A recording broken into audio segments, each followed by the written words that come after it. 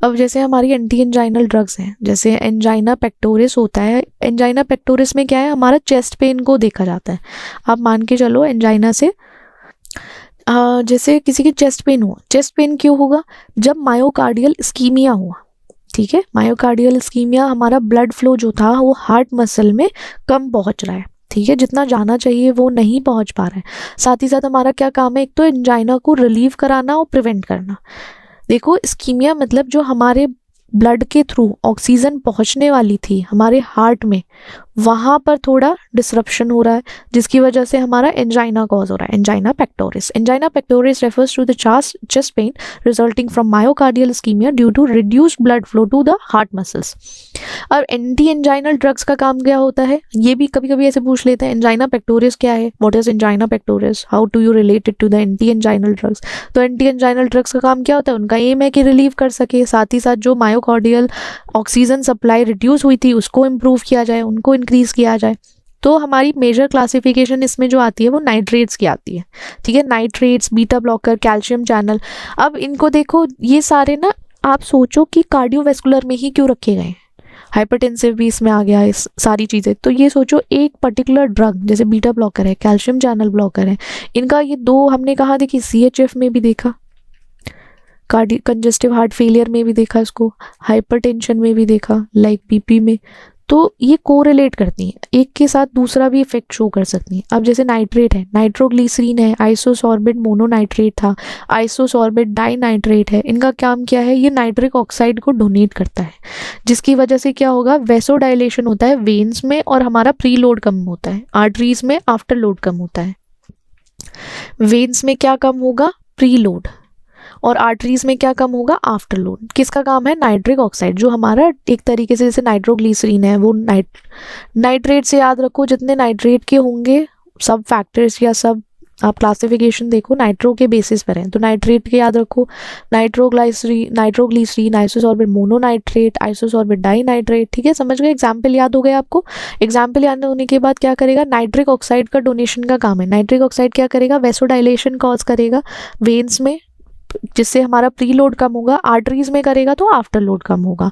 Benefit ये है, rapid relief हो जाएगा, जो आपके एक्यूट एंजाइना है उसमें आपको जल्दी आराम पड़ जाएगा। साथ ही साथ जो एंजाइनल एपिसोड होने वाले थे, मतलब एक तरीके से एपिसोड मतलब टाइम टू टाइम आप थोड़े देख सकते हो, वहाँ पर आप प्रिवेंट कर सकते हैं उस चीज़ को। साइड इफेक्ट्स जो आते हैं इसके, हेडेक हो गया, ठीक है, headache, hypotension, reflex tachycardia, tolerance with continuous use, tolerance build हो जाती। अगर आप इनको नाइट्रेट्स की सब क्लासिफिकेशन को या फिर क्लासिफिकेशन को यूज़ करते हो तो लंबे समय तक यूज़ करोगे तो टॉलरेंस हो जाएगा, वर्क उतना नहीं कर पाएगा।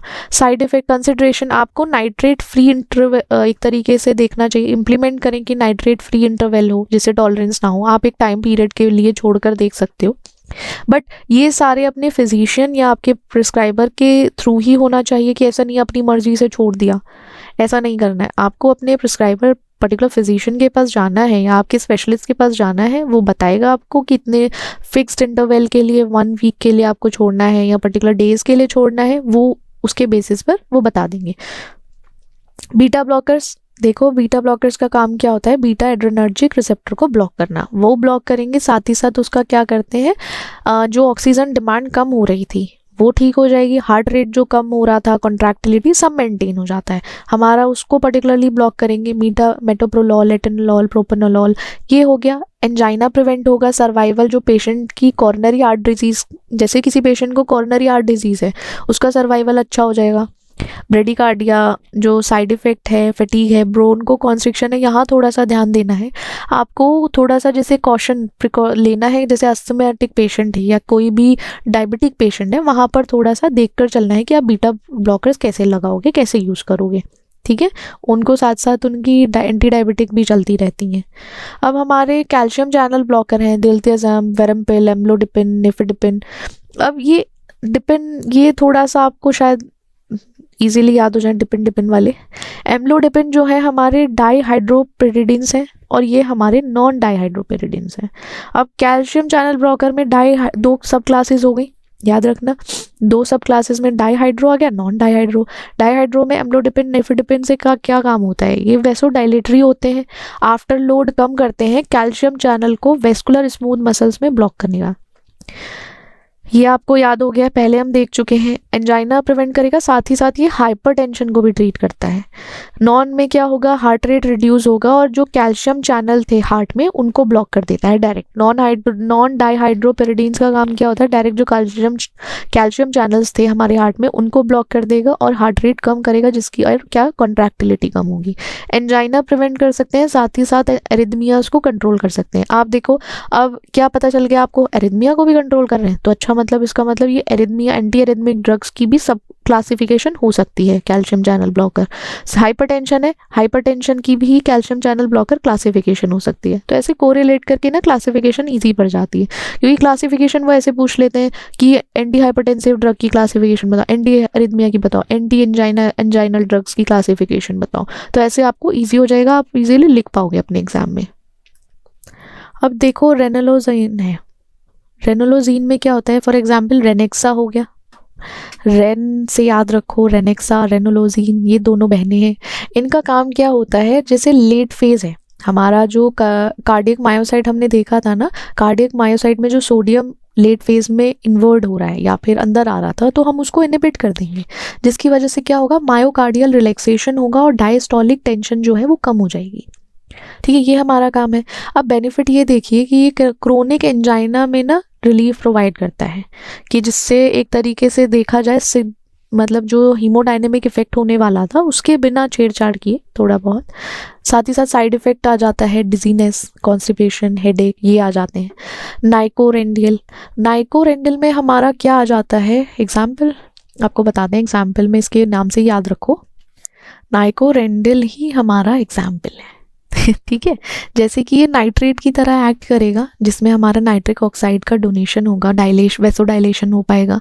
साथ ही साथ जो पोटेशियम चैनल ओपनर थे वो क्या करेंगे, एडिशनल वेसोडाइलेशन कराएंगे। तो काम क्या है यहाँ नाइकोरेंडियल का, वेसोडाइलेशन करना। ऑलमोस्ट सबका काम वेसोडाइलेशन ही है ऑलमोस्ट, बट एक स्पेसिफिक होना चाहिए। आप सभी क्लासिफिकेशन में नहीं लिख सकते, सबका मैकेनिज्म ऑफ एक्शन एक नहीं हो सकता। अब जैसे नाइट्रेट की तरह एक्ट किया, साथ ही साथ क्या करेगा, प्रिवेंट करेगा, रिलीव करेगा एंजाइना से। साइड इफेक्ट हमारे हेडेक, हाइपोटेंशन, फ्लशिंग हो सकता है।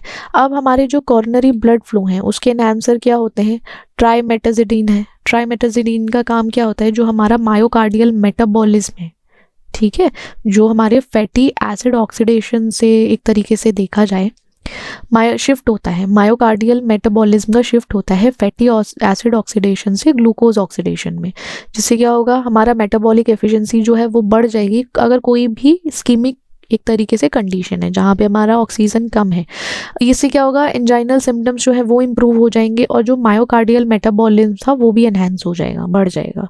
इसका साइड इफेक्ट है नोजिया और डिजीनेस।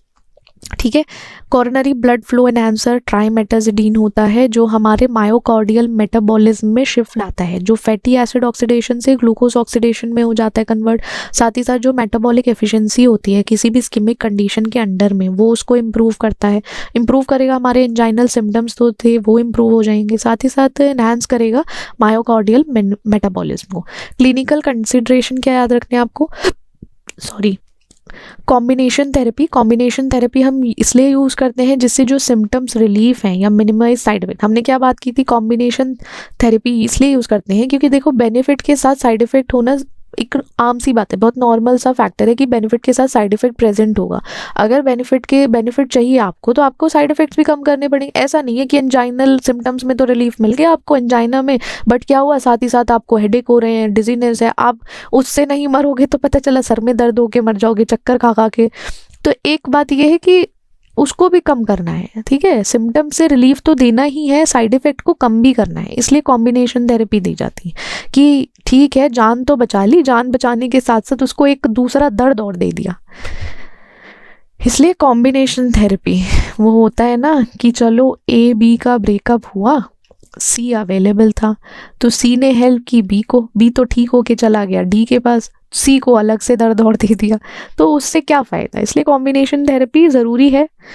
अब सी को भी यहाँ ज़रूरत पड़ेगी किसी की, तो यहाँ ऐसा हो ई हो हमारा, तो दोनों कॉम्बिनेशन थेरेपी चलती रहे, इसका दर्द भी सही हो जाए, उसका कोरिलेशन नहीं है इसमें। फिर भी याद रखो कि कॉम्बिनेशन क्यों यूज़ करते हैं, ठीक है। लाइफस्टाइल मॉडिफिकेशन, वही बात आ गई, लाइफस्टाइल को आपने देखना है। अगर लॉन्ग टर्म मैनेजमेंट के लिए ज़रूरी है तो आपको अपना लाइफस्टाइल सही करना पड़ेगा। लाइफस्टाइल बहुत ज़रूरी है। देखो सबसे पहले वही आ गया, smoking cessation, diet exercise. Diet exercise तो आप नॉर्मल लाइफ में भी करो तो अच्छा रहता है, बहुत अच्छा है, बट जितने कार्डियोवैस्कुलर में आएंगे आपको स्मोकिंग का थोड़ा सा ध्यान रहना है। चांसेस, कोशिश कीजिए स्मोकिंग ना की जाए। पेशेंट आपके आसपास में कोई हो तो उनको लाइफस्टाइल मॉडिफिकेशन में स्मोकिंग को हटा दीजिए। डाइट और एक्सरसाइज तो चलो ठीक है, थोड़ी बहुत करते रहें। पेशेंट एजुकेशन, अब इसको फॉलो अप करने के लिए पेशेंट को एजुकेट करना ज़रूरी है, साथ ही साथ उसके साइड इफ़ेक्ट्स उसको पता होने चाहिए कि जिससे जैसे किसी भी मेडिकेशन का प्रॉपर यूज़ होना है तो उसे पेशेंट एजुकेशन की ज़रूरत है। पेशेंट एजुकेशन में आप देखोगे जैसे कोई समझिए कि पेशेंट को पता ही नहीं इसके साइड इफ़ेक्ट क्या है, वो कुछ और समझ के बैठ जाए, उसको और अलग से टेंशन हो जाए, बीपी बढ़ कम होने की जगह और बढ़ जाए, ठीक है।